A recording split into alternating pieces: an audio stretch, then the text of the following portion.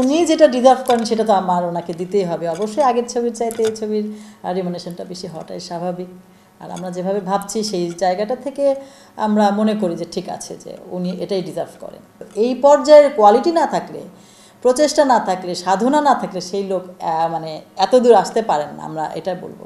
আসলে যে ছবিটা হয়েছে তার চেয়ে বেটার কিছু যদি আমরা করতে পারি, কারণ আমাদের দেশটাকে যদি ওই জায়গাতে আমরা রিপ্রেজেন্ট করি, তাহলে সেই ক্ষেত্রে ডে বাই ডে আমাদের আপডেট হতে হবে, রাইট, ডেভেলপ করতে হবে। তো সেই চিন্তাধারা থেকে আমাদের বাজেট আমরা একটু মোটামুটি ভালো বাজেট নিয়ে আমরা নামছি। আমি মানে ছবিও নিয়মিত দেখি, এইটার ব্যাপারে দর্শক হিসেবে আমি খারাপ না। তো গত 2-3 বছর আমি এই নিয়মিত ছবি দেখছি। তো আমার এই মিডিয়াতে কিছু ভাবনা অনেক আগ থেকেই ছিল যে এখানে কিছু করব বা এরকম। তো এই ভাবনার মধ্য দিয়েই আমি যখন ছবি দেখা শুরু করি, তো আপনারাও জানেন যে রিসেন্টলি 1.5-2 বছর যাবৎ বেশ কয়েকটা ছবি মানে ব্যবসা সফল হয়েছে। শুধু সেটাই না, এখানে নারী প্রযোজকরা আসছেন। তো এটাও আমার জন্য অনেক বড় একটা ইন্সপিরেশনের ব্যাপার যে আমি ওনাদেরকে দেখেও ইন্সপায়ার হয়েছি যে সবাই অন্যান্য নারী প্রযোজক আসলে আমি কেন না, কারণ যেহেতু আমার ভাবনাটা অনেক আগ থেকে ছিল। তো সেই চিন্তা চেতনা থেকেই আসা। আর সাকিব ভাইয়ের কথা যেটা বলেন সেটা হচ্ছে যে আমি যদি ছবি করি, প্রথম যদি কাজ করি, তাহলে প্রত্যেকটা মানুষেরই ইচ্ছা থাকে যে সেরাটা দিয়েই শুরু করব, তাই তো। তো যেহেতু উনি আমাদের মেগাস্টার, আমাদের দেশে খুব মানে ইয়েতে আছেন, উনি শ্রেষ্ঠ মানে, তো সেই জায়গাটা থেকে আমি ভেবেছি যে প্রথমেই ওনাকে নিয়েই কাজটা করব। তো খুব একটা সহজ ছিল না ওনাকে পাওয়াটা, সেটা আপনারাও জানেন যে প্রথম প্রযোজনা করছি আর প্রথম ছবি করছি, আমাদের হাউস থেকে প্রথম ছবি যাচ্ছে। তো যাই হোক, যেভাবে হোক শুকর আলহামদুলিল্লাহ শেষ পর্যন্ত ওনাকে পেয়ে গেলাম। আস্থা ছিল, বিশ্বাস ছিল, আমাদের গল্প সুন্দর, গল্প ভালো, আমাদের প্ল্যান ভালো, সব কিছু শুনে হয়তো বা সাকিব ভাইয়ের ভালো লেগেছে। আমরা যারা ব্যবসা করি তারা আসলে আমরা এই জিনিসগুলো দেখি যে কোন দিকে মানে আমরা রিস্ক ফ্যাক্টরগুলো দেখছি, তারপর কোনটা কোন জায়গায় লস হতে পারে সেগুলো দেখছি। তো এই জায়গাটা থেকে আমি বেশ কিছুদিন যাবতীয় স্টাডি করছি, না জেনে না বুঝে বা কোনো স্টাডি না করে যে আমি একদম নেমে গেছি সেরকমটা ভাবার কোনো কারণ নাই।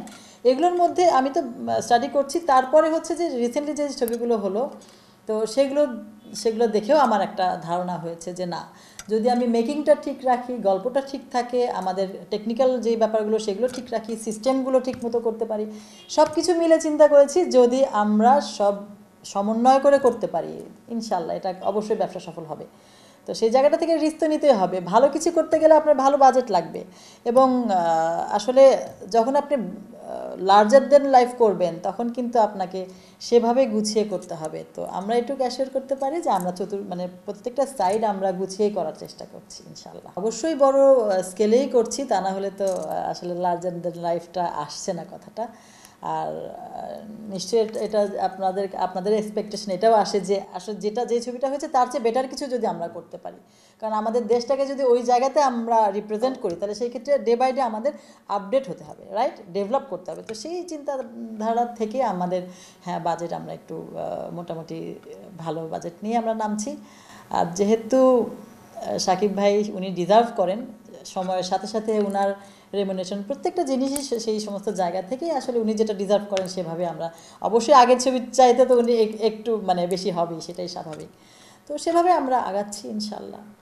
সামাজিক মাধ্যমে আমরা এটাও শুনছিলাম যে শাকিব খান রেকর্ড পরিমাণ পারিশ্রমিক নিয়েছেন, কিছু জায়গায় শুনছিলাম 3 কোটি টাকার মতো পারিশ্রমিক। আসলে যে বললাম আপনাকে যে উনি যেটা ডিজার্ভ করেন সেটা তো আমার ওনাকে দিতেই হবে। অবশ্যই আগের ছবির চাইতে এই ছবির রিমুনারেশনটা বেশি হওয়াটাই স্বাভাবিক।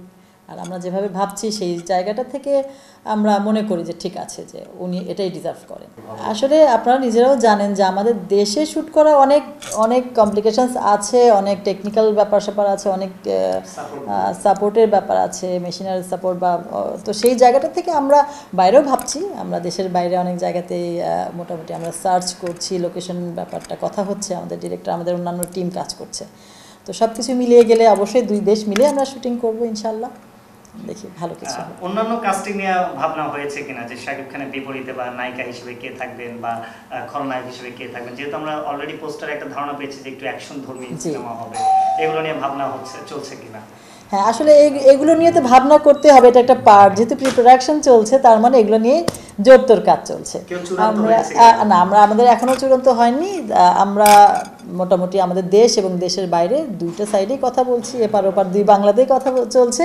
দেখি যার সাথে মোটামুটি কথায় কাজে মিলে যাবে যে না ঠিক আছে এটা আমাদের ক্যারেক্টারের জন্য যাচ্ছে, সব মিলে আমরা একটা ডিসিশন নেব। এখনও ডিসিশন নেওয়া হয় নাই, তো আমরা এপারে এবং ওপারে দুই পার থেকে আমরা খোঁজার সার্চিংয়ে আছি যে কোনটা আমাদের জন্য বেটার হবে, আমাদের কাস্টিং মানে ছবির সাথে কোনটা যাবে, বা আমার নায়কের সাথে কোনটার সাথে কার সাথে ভালো, মানে সেই জিনিসটা আর কি আমরা দেখছি।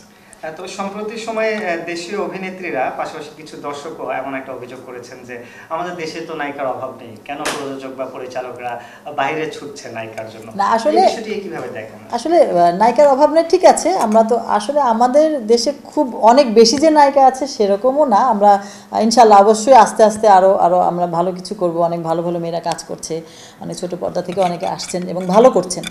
তো অবশ্যই আমরা নিশ্চয়ই আগামীতে অত নায়িকা সমস্যায় ভুগবো না, এটা আমরা আশা করছি। তো কেন করছি সেটা আসলে বলা যাচ্ছে না। আমাদের দেশে যদি মিলে যায় আমাদের ক্যারেক্টারের সাথে, অবশ্যই দেশ থেকে নিব, এরকম কোনো ভাবনা নেই যে আমরা বিদেশ থেকে নিতে হবে, দেশের বাইরে থেকে নিতে হবে, এরকম ভাবনা নিয়ে আমরা থেমে আছি না আর কি, থেমে থাকছি না। আমাদের কথা হচ্ছে যার সাথে মোটামুটি আমাদের ক্যারেক্টার থেকে শুরু করে সব কিছু গল্পের সাথে যেটা যে ভালো হবে বলে মনে করছি, আমরা তাকেই আসলে লক করবো। যে শাকিব খানের সাথে যখন গল্প শেয়ার করা হলো, বা আপনি যেমন বলছেন যে আপনি নিজেও মুভি দেখতে অনেক ভালোবাসেন, তো ওনার সাথে প্রথম ইন্টারাকশন কেমন ছিল বা গল্প শুনে ওনার রিয়াকশনটা কেমন ছিল? আসলে এক কথায় যদি বলেন তাহলে আমি এক কথায় উত্তর দিব, জাস্ট দ্যাট ওয়াজ অসাধারণ। মানে শাকিব ভাইয়ের নাম শুনেছি, ছবি দেখেছি একরকম শাকিব ভাই, কিন্তু যখন ওনার সামনাসামনি বসে কথা বললাম বা উনি যখন আমাদের গল্প শুনলেন, আমি দেখলাম যে আসলে একটা হিরোর যেই জিনিসটা থাকা উচিত, যে মানে অধ্যবসায় বা তার যেই অ্যাটেনশন মানে মনোযোগ, একটা গল্প বলছি সে এক গল্প এক টানা 40-45 মিনিট শুনে গেলেন, এবং তারপরে উনি নিজে নিজে সব মানে মনে হচ্ছে যে পুরো মুখস্থ হয়ে গেছে। তো এই পর্যায়ের কোয়ালিটি না থাকলে, প্রচেষ্টা না থাকলে, সাধনা না থাকলে সেই লোক মানে এত দূর আসতে পারেন না, আমরা এটা বলবো।